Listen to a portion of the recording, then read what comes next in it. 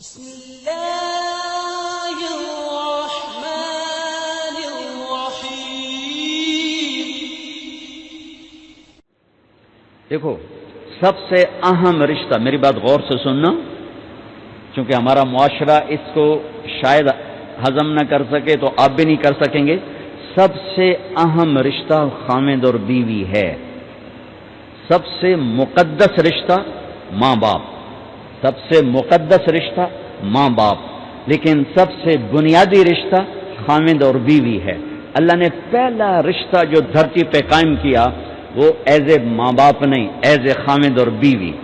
آدم کو خاوند بنایا، حوا کو بیوی بنایا، پھر انہی کو ماں باپ بنایا، انہی کو دادا دادی بنایا، انہی کو نانا نانی بنایا، انہی کو ساس اور سسر بنایا۔ سارے رشتے خاوند اور بیوی سے جنم لیتے ہیں، آگے یہی دو رشتے روپ بدلتے ہیں۔ خاوند اور بیوی کا رشتہ سب سے بنیادی ہے، سب سے اہم ہے، سب سے بڑا ہے، اور سب سے پہلا ہے اور سب سے آخری ہے۔ پہلا رشتہ بھی خاوند اور بیوی کا قائم ہوا، اور دنیا میں بھی آخری رشتہ خاوند بیوی رہ جاتا ہے۔ پتران دی شادی ہو گئی، دھیاں دی بھی شادی ہو گئی، بڈھا بڈھی کلے بیٹھے۔ ہمارے دیش کی کہانی کیا، میرے گھر کی کہانی۔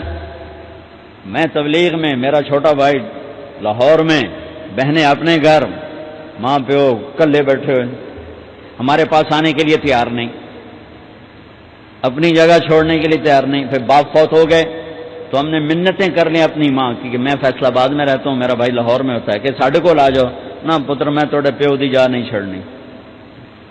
نہیں آئے ہمارے پاس، تنہا زندگی گزار دی۔ ہم تو آئے مہمانوں کی طرح آئے اور چلے گئے، تنہا زندگی گزار دی۔ تو پہلا رشتہ خاوند اور بیوی، آدم اور حوا۔ پھر دنیا میں بھی اگر زندگی ہے، پہلے مر جائیں تو الگ بات ہے، اگر زندگی ہے تو پھر آخری رشتہ خاوند اور بیوی، اور جنت میں جا کے ہمیشہ کا رشتہ خاوند اور بیوی۔ ہر آدمی اپنی بیوی کے ساتھ اور ہر عورت اپنے خاوند کے ساتھ جنت میں جوڑا جوڑا ہوں گے۔ بچے اپنی جنت میں، ماں باپ اپنی جنت میں، ساس سسر اپنی جنت میں، بھائی بہن اپنی جنت میں۔ جنت میں بھی خاوند اور بیوی کا اللہ نے ساتھ بنایا ہے۔ یہ رشتہ سب سے اہم رشتہ ہے۔ اس رشتے کو باقی رکھنے کے لیے اللہ تعالیٰ نے سینکڑوں آیات اتاری، اور اس میں دخل اندازی کے لیے کوئی راستہ نہیں چھوڑا، اولاد کو بھی نہیں چھوڑا کہ خاوند اور بیوی کے رشتے کو۔ بعض بیویاں ایسی نادان ہوتی ہیں کہ اولاد کی محبت میں خاوند کو ڈیگریڈ کرتی ہیں، بعض خاوند ایسے نادان ہوتے ہیں اپنے ماں باپ کے احترام میں بیوی کو ذلیل کرتے ہیں، اپنے بہن بھائیوں کی سن سن کر اپنی بیوی کو مارتے پیٹتے ذلیل کرتے ہیں۔ یہ ہر گھر کی کہانی ہے۔ ان دونوں سے میرے اللہ نے روکا ہے۔ خاوند اپنی بیوی کو سب سے زیادہ عزت دے، بیوی اپنے خاوند کو سب سے زیادہ عزت دے۔ حقوق میں سب سے بڑا حق اب خاوند اور بیوی کا ایک دوسرے کے ساتھ جوڑا گیا ہے کہ ان سے نسل چلنی ہے، ان سے نسل چلنی ہے۔ آپ حیران ہوں گے، بیوی کے ذمہ خاوند کی روٹی پکانا شریعت نے نہیں لگایا، تو خاوند کے ماں پیو کی روٹی کیسے ذمہ ہوگی؟ خاوند کے بہن بھائیوں کی روٹی کیسے ذمہ ہوگی؟ کتنی بہنوں نے گھر اجاڑ دیے بھائیوں کے، کتنے ساس سسر نے اپنے بیٹے کے گھر اجاڑ دیے۔ یہ چاروں طرف پھیلی ہوئی کہانیاں بتا رہا ہوں، کوئی خواب نہیں سنا رہا ہوں، کوئی باہر کی زندگی نہیں بتا رہا ہوں، کہ جوائنٹ فیملی سسٹم بہت اچھا ہے اگر شریعت کا پتہ ہو، اور بہت برا ہے اگر شریعت کا پتہ نہ ہو۔ چڑا چڑی بھی اکٹھے ہوتے ہیں تو گھونسلہ الگ بناتے ہیں کہ سات سو رکھ دیں سرتے نہ آ پاوے۔ ہمارے دوست ہیں مار ظفر حراج، میں تو ان کی بات سن کے حیران ہو گیا۔ کوئی دین کا پتہ کوئی نہیں، شریعت کا پتہ کوئی نہیں، بہت شریف آدمی، ہمارے قریب پڑوسی ذمہ دار ہیں۔ تو ان کے بیٹے کا نکاح پڑھانے میں گیا، جیسے ابھی عزیز کا نکاح پڑھانا، ان کے بیٹے کا نکاح تھا۔ تو ابھی مہمان نہیں آئے تھے تو میں سے بیٹھے تھے، تو مجھ سے کہنے لگے مولانا صاحب میری بیگم مینوں آخیا کہ گل سن آپ ہن ہنڈ گئے ہیں، ان کر میرے پتر دا گھر وکھرا بنا۔ او نوے اساں کہ دی دھی لائے تے آوی تے مڑ اساں اودے تے سر تے بیٹھے ہوئی، پہلے میرے پتر دا گھر وکھرا بنا، او دی ڈولی وکھری لایا تے مڑ میں شادی کرساں پتر دی۔ چلو وہ تو طاقت رکھتے تھے، انہوں نے الگ گھر بنایا۔ شریعت نے یہ عورت آنے والی لڑکی کا حق رکھا ہے کہ اگر خاوند کے پاس طاقت ہے تو اس کو الگ گھر دے۔ اگر وہ ڈیمانڈ کرے کہ آپ مجھے الگ گھر لے کر دیں تو یہ ماں باپ کی نافرمانی نہیں، یہ حق تلفی نہیں، اس آنے والی کا حق ہے کہ اس نے تیری نسل کو سنبھالنا ہے۔ اگر یہ ساس کے بھی سنیں، سسر کے بھی سنیں، نندوں کے بھی سنیں، دیور کے بھی سنیں، پھر تیری بھی سنیں، تو یہ تو پاگل ہے، یہ بچے کہاں سے پالے گی؟ یہ بچوں کی تربیت کب کرے؟ یہ تو دن کو روئے گی کہ سس ہے آخ ہے، رات کو روئے گی سو رہے آخ ہے، اگلے دن آخے گی میں نے تو تیری بہن ہے آخ ہے. تو اس کو تو بچے پالنے کا وقت ہی نہیں. ہماری نسل کیوں برباد ہو گئی؟ کہ ماؤں نے اپنی ڈیوٹی چھوڑ دی ہے. 3 سال کا بچہ اسکول میں ڈالنے بلا سکول والوں کیڑی فکر ہے، انہیں تو پیسے لے کے انہوں کھڈاونا. میرے نبی نے کہا 7 سال تک تو نماز بھی نہ کہو، گلے سے لگا کے رکھو. 7 سال تک نماز بھی نہ کہو، بس اس کو قریب کرو قریب کرو قریب کرو. 10 سال میں جا کے نماز کہو. 3 سال کے بچے کو ڈالتے ہیں اسکولوں میں، اس کے لاشعور میں ماں باپ سے نفرت پیدا ہو جاتی ہے. یہ میری اب بیتی ہے. اللہ نے مجھے تبلیغ میں لگا دیا تو شریعت پڑھنے کے بعد اللہ نے میرا سر جھکا دیا، ورنہ میں تو بالکل باغی ہوتا. تو میرے نبی فرما رہے ہیں 7 سال تک نماز بھی نہ کہو، بس سینے سے لگا کے رکھو تاکہ تمہاری صفات منتقل ہوں اور تمہاری محبت ان کے اندر منتقل ہو. تو جب بیوی پر پورے گھر کا بوجھ پڑ گیا تو وہ اپنے بچوں کو کب پالے گی اور بچوں کی کب وہ تربیت کرے گی؟ وہ تو صبح سے شام تک چولہے پر تھک چکی ہے، اور اوپر سے جو تانے ہیں وہ الگ ہیں، جلی کٹی، کبھی ساس کہہ رہی، کبھی سسر کہہ رہا، کبھی بہنیں، کبھی دیور. تو وہ تو بالکل بیچاری پاگل ہو جاتی. کہیں اس کا الٹ بھی ہوتا ہے، آنے والی ایسی آتی ہے کہ پورے گھر کو تباہ کر کے ماں باپ کو بھی دھکا دلا کے اپنے خامند کو لے کے نکل جاتی. ایسا بھی ہے لیکن یہ بہت کم ہے. ابتدائی رشتہ خامند اور بیوی ہے. خامند اور بیوی یہ ابتدائی رشتہ ہے. اللہ نے آدم کو بنایا اور حوا کو ساتھ بیوی بنایا، اولاد بعد میں دی. اور ایک اور بات، آدم کو بنا دیا مٹی کا پتلا کٹھا کر کے، مٹی کٹھی کر کے پتلا بنا دیا. 40 سال کے بعد روح ڈالی، چل بھائی جا جنت، اور اکیلے بھیج دیا، بیوی نہیں دی. حالانکہ اللہ چاہتا تو ساتھ ہی حضرت حوا کی مٹی کا ڈھیر بھی لگا دیتا، اس کا پتلا بھی تھپ دیتا، فرشتوں سے تھپوا دیتا، اور پھر 40 سال کے بعد دونوں کو کٹھا جنت میں ڈالتا. بہت سارے پیغام، اس میں بہت سارے پیغام. تاخیر ساتھ نہیں بنایا، دیر سے بھیجا. انتظار قدر کو بڑھانے کے لیے کہ عورت کی قدر کرنا، کمزور ذات ہے، کمزور مخلوق ہے، قدر کرنا. دوسرا، پہلے دن پتلا نہیں بنایا کہ ننگا پڑا ہو.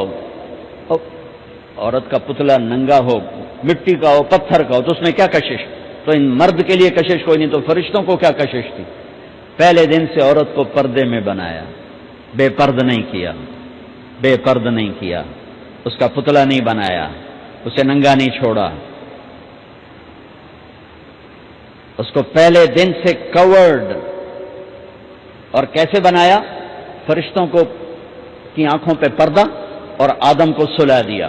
آدم علیہ السلام سوئے ہوئے ہیں، فرشتوں کی آنکھوں کے سامنے پردہ ڈال دیا گیا. جب آدم اٹھے ہیں، اور ایک اور بات، جنت میں رہ کر بھی آدم علیہ السلام کا دل نہیں لگتا تھا، اداس اداس رہتے تھے.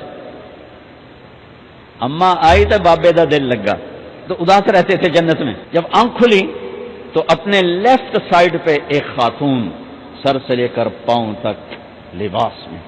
آپ نے سنا ہے نا، یوسف علیہ السلام دنیا میں سب سے خوبصورت ہستی پیدا کیے گئے. یہ مردوں میں، عورتوں میں سب سے خوبصورت حضرت حوا کو پیدا کیا. کون ہے؟ کہتے ہیں اللہ کی آدم تیری بیگم. کون ہے تیری بیگم؟ نکاح پڑھایا. پھر کہا آدم مہر ادا کرو. تو انہوں نے پوچھا کیا مہر دوں؟ تو وہاں تو سونا چاندی ڈھیر لگے پڑے تھے. اللہ تعالیٰ کہتے دا من سونا چاہ کے دے دے. میرے اللہ نے کہا تیری نسل میں میرا آخری حبیب آنے والا ہے، اس پہ ایک دفعہ درود پڑھ دے، یہ مہر ہے. سیدھے ہاتھ میں برکت ہے. پیدا کیا الٹی طرف سے. الٹی طرف سے کیوں پیدا کیا ہے؟ کہ الٹی طرف دل ہے، اور دل کے نیچے جو پسلی ہے وہاں سے پیدا کیا. اس میں پیغام کیا دیا کہ عورت جس روپ میں ہو، پہلا روپ اس کا بیوی بنا، پھر وہ ماں بنی، پھر اس آگے بیٹی کا روپ ہے، پھر بہن کا روپ ہے، پھر خالہ ہے، پھوپھی ہے، دادی ہے، نانی ہے، ساس ہے. جس روپ میں بھی عورت ہے اس کو دل کے قریب جگہ دو. یہ دل کے نیچے سے پیدا کرنے میں یہ پیغام دیا گیا ہے. اسے ذلیل نہ کرو، اسے خوار نہ کرو، اسے بے عزت نہ کرو، اس پر شدت نہ کرو. تو پہلا بنیادی رشتہ خامند اور بیوی ہے، اور آخری رشتہ بھی خامند اور بیوی ہے. لیکن اس وقت ہمارے معاشرے میں خامند سے زیادہ اس کے ماں باپ حق جتلاتے ہیں، خامند سے زیادہ اس کی بہنیں حق جلاتی ہیں، خامند سے زیادہ اس کے رشتہ دار حق جتلاتے ہیں، اور جھوٹی سچی شکایتیں لگا کر بیوی سے متنفر کرتے ہیں، اور کہیں بیوی کو خامند سے متنفر کرتے ہیں، آپس میں لڑائی لڑا کے پھر خوش ہوتے ہیں. میرے نبی سے پوچھا جائے یا رسول اللہ آپ کو سب سے زیادہ کس سے پیار ہے؟ تو آپ نے کہا عائشہ سے. اللہ، وہ جھینپ کے کہنے کہ نہیں، میں پوچھ رہا ہوں لوگوں میں آپ کو کس سے زیادہ پیار ہے؟ تو آپ کہتے ابو بکر سے. تو آپ نے پھر کہا ابوہا، مجھے عائشہ کے باپ سے زیادہ پیار ہے. پھر پہلے عائشہ کا، تو پھر کہتے ابو بکر. تو آپ نے کہا نہیں، ابوہا، مجھے عائشہ کے باپ سے سب سے زیادہ پیار ہے. یہ آپ کو میسج دیا ہے کہ گھر کی زندگی کیسے ہوتی ہے. کوئی عشق نہیں چڑھا ہوا تھا، میسج ہے نا. ام عائشہ چھوٹی عمر کی تھیں، ان کو آٹا گوندھ کے دیتے تھے، آٹا گوندھ کے دیتے تھے. پھر جب ان کو آٹا گوندھنا آ گیا پھر چھوڑ دیا. پھر ان کو سامنے بٹھا کر لقمے بنا کے کھلاتے تھے. پھر ہم عائشہ رضی اللہ تعالیٰ عنہ کوئی گوشت کا ٹکڑا، وہاں بڑے بڑے گوشت کے ٹکڑے پکائے جاتے تھے، تو کوئی گوشت کا ٹکڑا اٹھایا اور ایسے 2-4 جگہ سے نوچا اور پھر رکھ دیا، سارا کھایا نہیں جاتا تھا. تو اللہ کے نبی اسی کو اٹھاتے اور حضرت عائشہ کو دکھا کر، جہاں سے حضرت عائشہ نے نوچا ہوتا تھا وہاں سے یوں کاٹ کے دکھاتے تھے. حضرت عائشہ رضی اللہ تعالیٰ نے گلاس اٹھایا پانی پینے کے لیے، جہاں ہونٹ لگائے اس پہ گلاس رکھ دیا. بڑے بڑے گلاس ہوتے تھے، تو حضرت ہمارے نبی اٹھاتے تھے، جہاں عائشہ کے ہونٹ لگے ہوتے تھے وہاں ہونٹ لگا کے پانی پیتے تھے. یہ آپ کو سکھانے کے لیے ہے. اپنے گھر والوں کے ساتھ بیٹھ کے کھانا کھاتے